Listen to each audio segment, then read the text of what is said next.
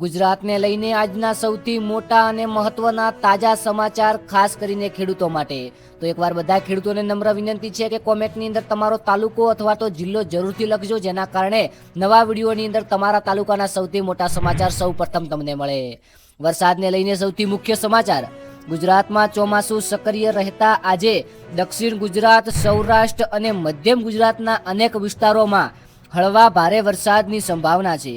કેટલાક જિલ્લાઓમાં ગાજવીજ અને તેજ પવન પણ ફૂંકાઈ શકે છે। સુરત, નવસારી, વલસાડ, ડાંગ અને તાપી જિલ્લામાં ભારેથી અતિ ભારે વરસાદની શક્યતા જોવા મળી છે। નીચાણવાળા વિસ્તારોમાં પાણી ભરાવાની સ્થિતિ સર્જાઈ શકે છે।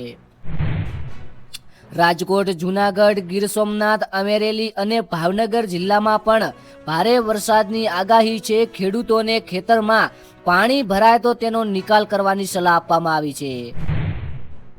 અમદાવાદ, ગાંધીનગર, ખેડા, આણંદ, વડોદરા અને પંચમહાલ જિલ્લામાં હળવાથી મધ્યમ વરસાદ સાથે ગાજવીજ થવાની શક્યતા છે। આગામી 2 થી 3 દિવસ સુધી રાજ્યના અનેક વિસ્તારોમાં વરસાદી માહોલ રહેવાની સંભાવના છે। તેથી ખેડૂતોને હવામાનની આગાહી જોતા ખેતીના કામ કરવાનું સૂચન સલાહ આપવામાં આવી છે। નદી, ચેકડેમ અને તળાવોમાં પાણીની આવક વધી રહી હોવાથી સિંચાઈ માટે સારા સંકેતો જોવા મળી રહ્યા છે। માછીમારોને દરિયો ન જવાની અને ભારે પવન દરમિયાન સાવચેતી રાખવાની સલાહ આપવામાં આવી છે। ખેડૂતો માટે ખાસ અને સૌથી મોટા સમાચારની વાત કરવામાં આવે તો ગુજરાતની અંદર કપાસ, મગફળી, મકાઈ અને સોયાબીનના પાકમાં વરસાદથી સારો વિકાસ થવાની આશા છે, પરંતુ વધુ પાણી નુકસાન પણ કરી શકે છે। કૃષિ વિભાગે ખેડૂતોને વરસાદ દરમિયાન જંતુનાશક અને નીંદણનાશક દવાનો છંટકાવ ટાળવાની સલાહ આપી છે। ખેતરમાં પાણી લાંબા સમય સુધી ભરાઈ રહે તો મૂળ સડી જવાની શક્યતા હોવાથી વહેલી તકે નિકાલ કરવાની અપીલ। પશુપાલકોને પશુઓ માટે સૂકો ચારો અને સ્વચ્છ પીવાના પાણીની વ્યવસ્થા રાખવાની સલાહ આપવામાં આવી છે।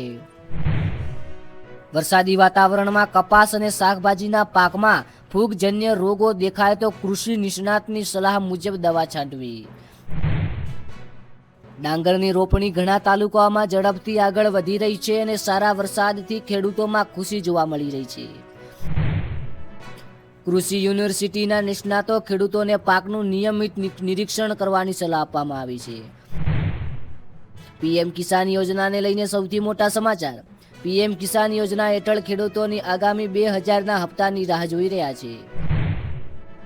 જેમણે હજુ સુધી ઈ-કેવાયસી પૂર્ણ નથી કર્યું તેઓ વહેલી તકે પ્રક્રિયા પૂર્ણ કરે, જેથી હપ્તામાં વિલંબ ન થાય। બેંક એકાઉન્ટ, આધાર અને મોબાઈલ નંબરની વિગતો સાચી કે નહીં તે એકવાર ચકાસી લેવી। જમીનના રેકોર્ડમાં કોઈ ભૂલ હોય તો સુધારવા કરાવી લેવું, જેથી યોજના લાભ મેળવવા કોઈ મુશ્કેલી ના પડે। ત્યારબાદ એકવાર ફરીથી હાલ સુધી આગામી 2000 હપ્તાની સત્તાવાર તારીખ જાહેર નથી થઈ। કોઈ પણ તારીખ અંગે અફવાઓ પર વિશ્વાસ કરવો નહીં। ત્યારબાદ એકવાર સૌથી મોટા સમાચારની વાત કરવામાં આવે નવા નિયમો અને સરકારી યોજના। ખેડૂતોને તમામ સરકારી યોજનાનો લાભ લેવો જરૂરી દસ્તાવેજો અપડેટ રાખવાની સલાહ આપવામાં આવી છે। બેંક ખાતામાં મોબાઈલ નંબર સાચો અને સક્રિય રાખવાથી ડીબીટી અને અન્ય સરકારી સહાય સમયસર મળી શકે છે। ત્યારબાદ પાક વીમા યોજના માટે જરૂરી દસ્તાવેજો સમયસર તૈયાર રાખવા જણાવ્યું છે। ખેતી સંબંધિત સહાય માટે ઓનલાઈન અરજી કરતી વખતે તમામ વિગતો ચકાસીને જ સબમિટ કરવી। ખાસ કરીને ખેડૂતો ગુજરાતના સાવધાન। ગાજવીજ દરમિયાન ખુલ્લા ખેતરમાં કામ કરવાનું ટાળો। વીજ થાંભલા, તૂટેલા વીજ અને તાર, પાણી ભરાયેલા વિસ્તારથી નજીક જવાનું ટાળો। આ હતા ગુજરાતના સૌથી મોટા અને તાજા સમાચાર। વરસાદમાં પશુઓને ખુલ્લા મેદાનમાં લાંબા સમય સુધી ન રાખો। દરરોજ હવામાન વિભાગની આગાહી મુજબ ખેતીના કામનું આયોજન કરો। આ હતા ગુજરાતના સૌથી મોટા ખેડૂતો માટે ખુશખબર અને સાચા તાજા સમાચાર। ખાસ નોંધ કે આ તમામ સમાચાર એઆઈ મોડ દ્વારા સજેશન કરેલા છે, તો તેની ખાસ નોંધ લેવી। Thank you.